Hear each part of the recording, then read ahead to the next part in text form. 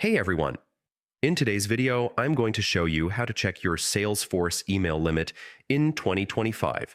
This is an essential step if you want to keep track of your account usage and make sure you never exceed your sending limits. By the end of this guide, you'll be able to check your email limits quickly and confidently. First, let's head over to Workbench.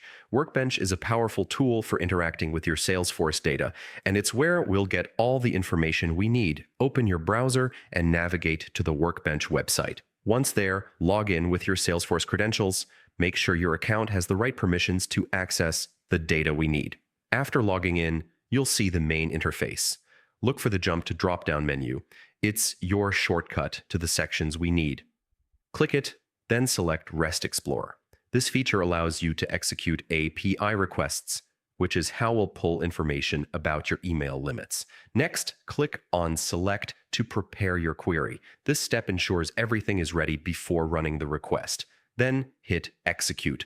Workbench will send a request to Salesforce, and within a few moments, you'll see the data appear. Scroll down until you find the Limits section. Here, you'll find all sorts of limits associated with your account. To check your email specifically, click on Single Email. This will show your current usage and how much capacity you have left, helping you avoid any unexpected blocks on sending emails. And that's it. You've successfully checked your Salesforce email limits using Workbench. Doing this regularly can save you from hitting limits unexpectedly and help you manage your Salesforce operations more effectively. Thanks for watching, and I hope this guide helps you stay on top of your email limits. If you found this useful, don't forget to like, subscribe, and hit the notification bell for more Salesforce tips and tricks.